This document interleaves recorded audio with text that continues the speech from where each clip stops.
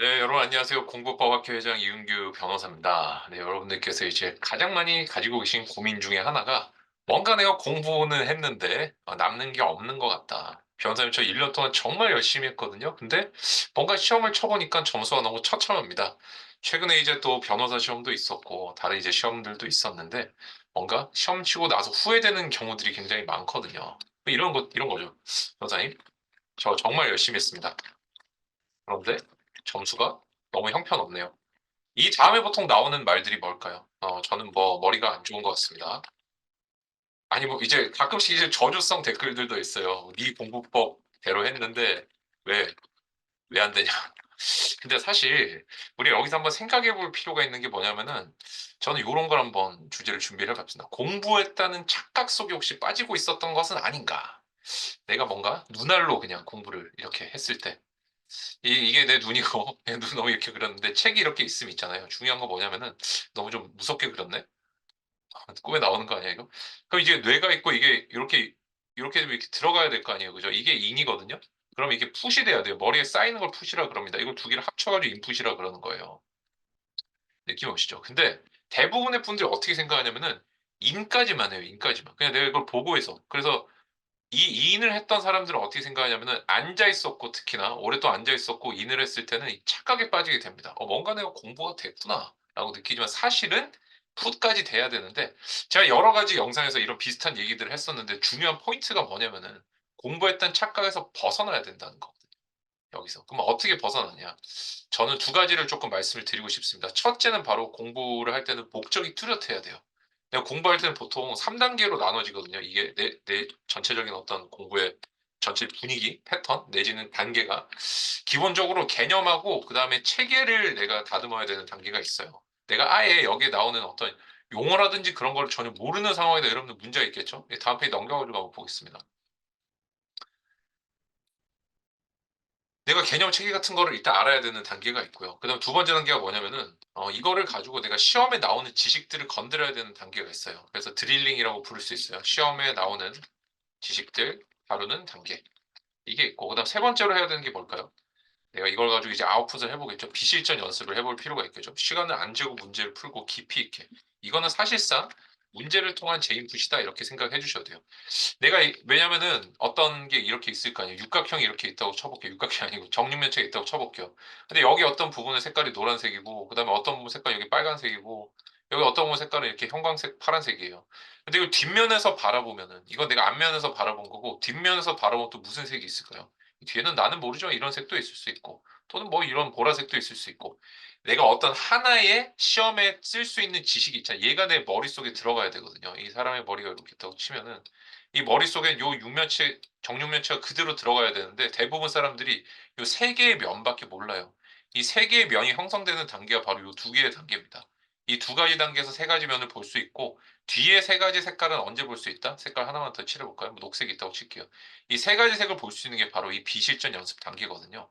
자, 여기까지 이제 했으면 뭘 해야 될까요? 진짜 이후부터는 아웃풋이라고 할 수 있는 실전 연습이 있습니다. 물론 이제 보통 3, 4번을 합쳐가지고 보통 아웃풋이라고 그래요. 저 같은 경우는 이제 그렇게 분류를 하고 있는데 여러분들 이거 두 개를 좀 나눠주실 필요가 있다는 거죠. 비실전 연습은 우리는 스포츠 심리학에서는 이걸 practice라고 그럽니다. practice. 그 다음에 밑에 이 실전 연습을 트레이닝이라고 불러요. 트레이닝. 그래서 이거 두 개를 명확하게 구별하지 않고 또는 이 단계에서 뭘 해야 되는지 모르는 분들이 그냥 문제만 풀거나 아니면 기출 회독만 하거나 기출 지문만 눈에 발랐던 아까도 말씀드렸죠. 여기 눈알로 그냥 들어가기만 입만 대고 풋은 안 되는 상태. 공부했다는 착각 속에 빠지게 되는 상태로 이제 자꾸 가게 되는 거죠. 여기서 이제 벗어나야 되고 실전 연습까지 시간 제고 끝냈다. 이게 어떻게 보면 진정한 아웃풋이죠. 이걸 하고 나서 마지막 단계가 바로 뭘까요? 맞습니다. 이거 5번으로 돼야 되는데 이게 파이널이죠.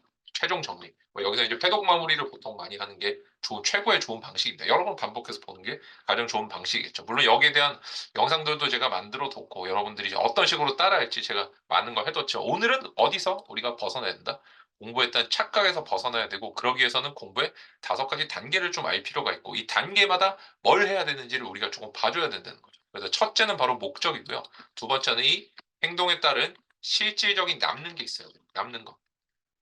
남는 것은 어떻게 체크를 하는가? 체크는 어떻게 하는가? 이거는 나에게 설명할 수 있으면 됩니다.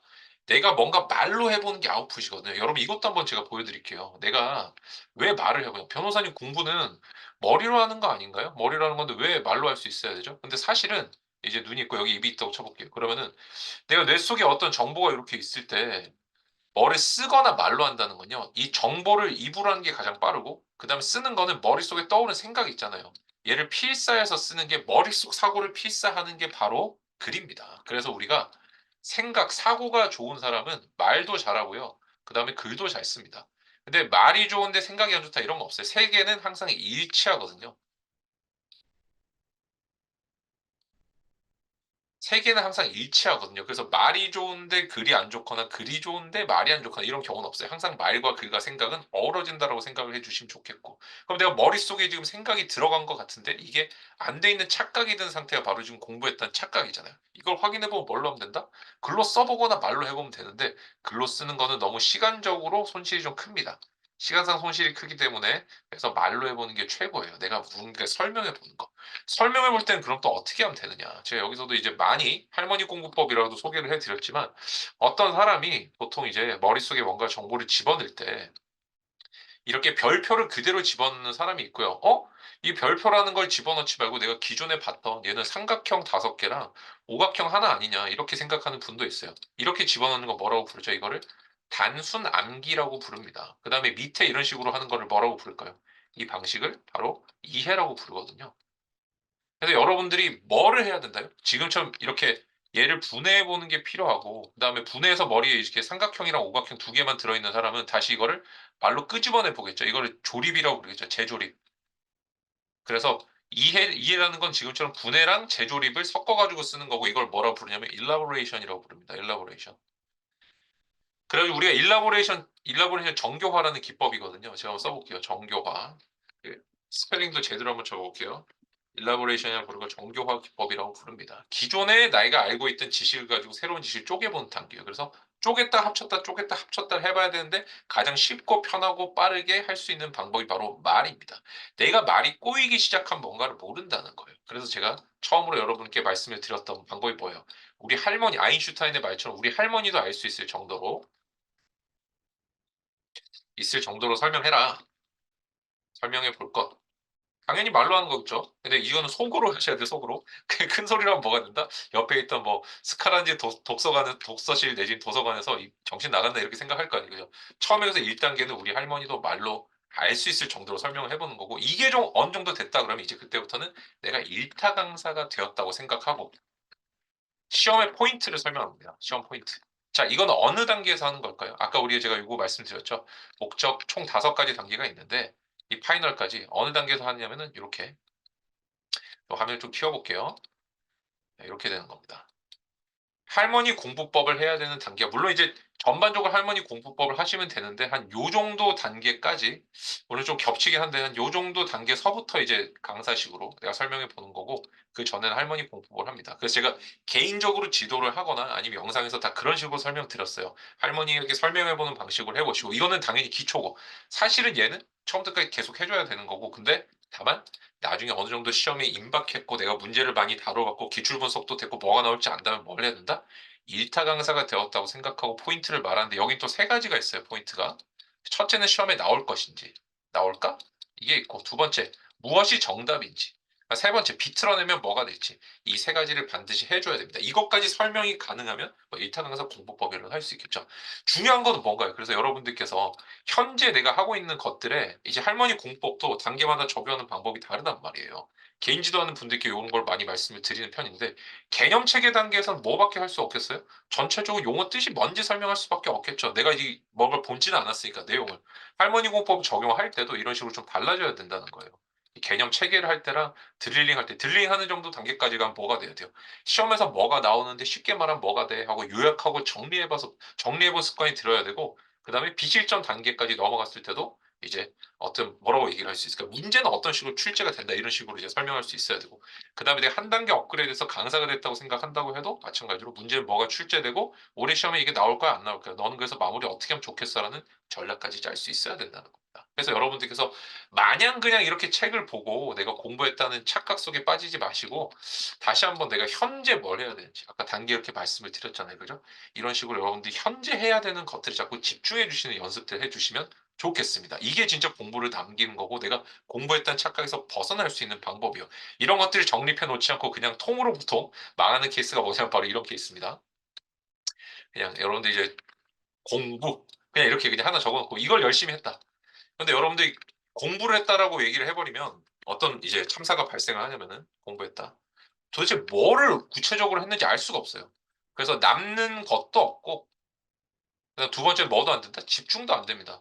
목적이 없는데 무슨 집중이 될 수가 있겠어요. 그죠? 그래서 저한테 최근에 이제 아웃풋을 위한 독서법이 뭐냐, 어떤 직장인한테 자기계발 하는 사람들 물어보시는 분이 지금 계신데 한 분이 진짜 자꾸 그분한테 댓글 똑같이 달아드려요. 목적이 뚜렷해야 된다. 지식을 늘리고 싶다는데 지식을 늘릴 목적이 뭐냐? 중요한 거는 지식을 늘리는 건 방법이죠.